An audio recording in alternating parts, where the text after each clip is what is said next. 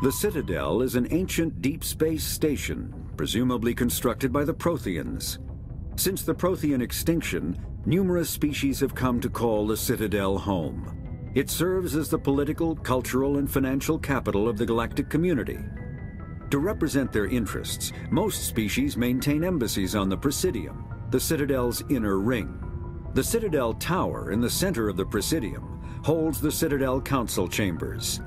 Council affairs often have far-reaching effects on the rest of the galactic community. 5 arms, known as the wards, extend from the Presidium. Their inner surfaces have been built into cities, populated by millions of inhabitants from across the galaxy. The Citadel is virtually indestructible. If attacked, the station can close its arms to form a solid, impregnable shell.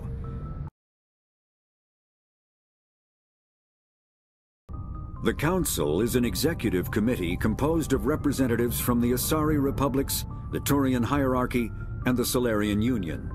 Though they have no official power over the independent governments of other species, the Council's decisions carry great weight throughout the galaxy. No single Council race is strong enough to defy the other two, and all have a vested interest in compromise and cooperation. Each of the Council species has general characteristics associated with the various aspects of governing the galaxy. The Asari are typically seen as diplomats and mediators. The Salarians gather intelligence and information. The Turians provide the bulk of the military and peacekeeping forces. Any species granted an embassy on the Citadel is considered an associate member, bound by the accords of the Citadel Conventions. Associate members may bring issues to the attention of the Council, though they have no input on the decision. The Human Systems Alliance became an associate member of the Citadel in 2165.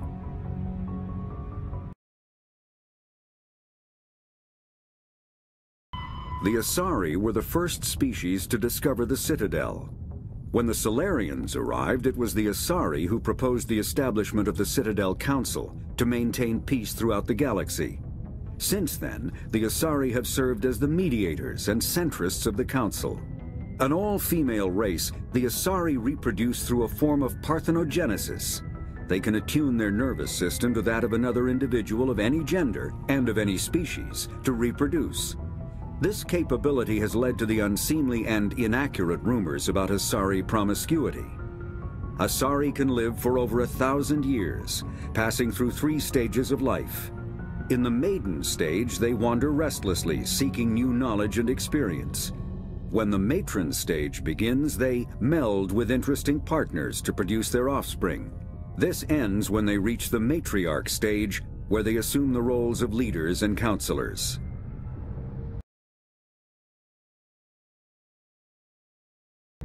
The second species to join the Citadel, the Salarians, are warm-blooded amphibians with a hyperactive metabolism. Salarians think fast, talk fast, and move fast. To Salarians, other species seem sluggish and dull-witted. Unfortunately, their metabolic speed leaves them with a relatively short lifespan. Salarians over the age of 40 are a rarity. The Salarians were responsible for advancing the development of the primitive Krogan species to use as soldiers during the Rachni Wars.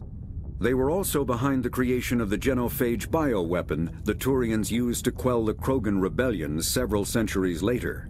Salarians are known for their observational capability and non-linear thinking.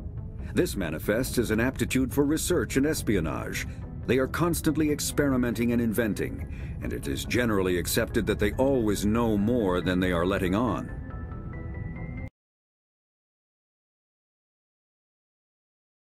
Roughly 1,200 years ago, the Turians were invited to join the Citadel Council to fulfill the role of galactic peacekeepers.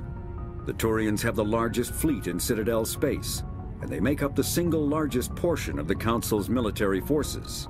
As their territory and influence has spread, the Turians have come to rely on the Salarians for military intelligence and the Asari for diplomacy. Despite a somewhat colonial attitude towards the rest of the galaxy, the ruling hierarchy understands they would lose more than they would gain if the other two races were ever removed. Turians come from an autocratic society that values discipline and possesses a strong sense of personal and collective honor. There is lingering animosity between Turians and humans over the First Contact War of 2157, which is known as the Relay 314 incident to the Turians. Officially, however, the two species are allies, and they enjoy civil, if cool, diplomatic relations.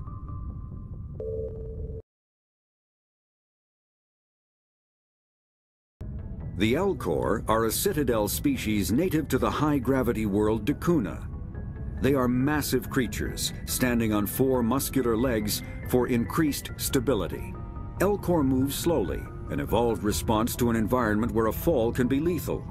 This has colored their psychology, making them deliberate and conservative. Elcor's speech is ponderous and monotone.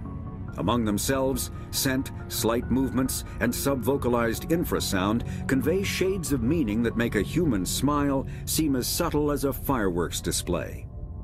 Since their subtlety can lead to misunderstandings with other species, the Elcor often go out of their way to clarify when they are being sarcastic, amused, or angry.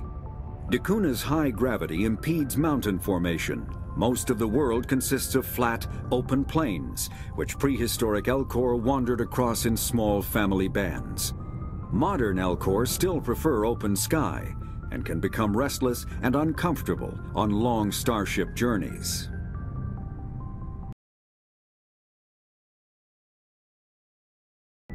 The Volus are a member species of the Citadel with their own embassy, but they are also a client race of the Turians.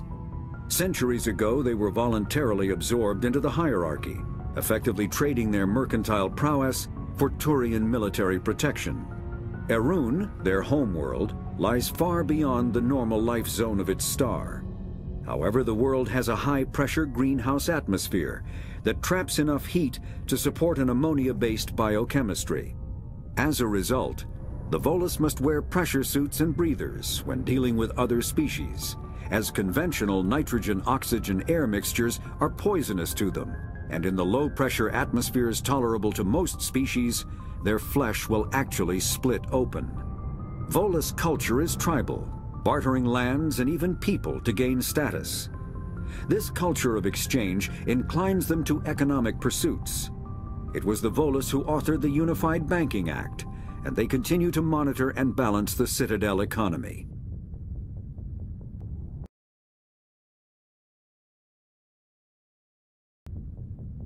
Biotics is the ability of rare individuals to manipulate dark energy and create mass effect fields through the use of electrical impulses from the brain. Intense training and surgically implanted amplifiers are necessary for a biotic to produce mass effect fields powerful enough for practical use. The relative strength of biotic abilities varies greatly among species and with each individual. There are 3 branches of biotics. Telekinesis uses mass-lowering fields to levitate or impel objects. Mass-raising kinetic fields are used to block or pin objects. Spatial distortion uses rapidly shifting mass fields to shred objects. Most organic species are capable of developing biotic abilities, though there are risks involved. Biotics are the result of an in utero exposure to element 0. This usually causes fatal cancers in the victim, but in rare cases, it coalesces into nodules within the fetus's developing nervous system.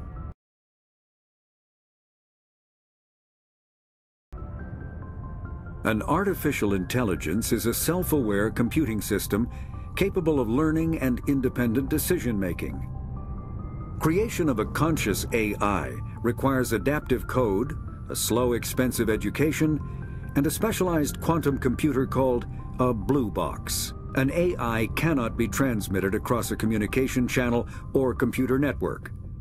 Without its blue box, an AI is no more than data files. Loading these files into a new blue box will create a new personality, as variations in the quantum hardware and runtime results create unpredictable variations. The Geth serve as a cautionary tale against the dangers of rogue AI, and in Citadel space, they are technically illegal. Advocacy groups argue, however, that an AI is a living, conscious entity, deserving the same rights as organics. They argue that continued use of the term artificial is institutionalized racism on the part of organic life. The term synthetic is considered the politically correct alternative.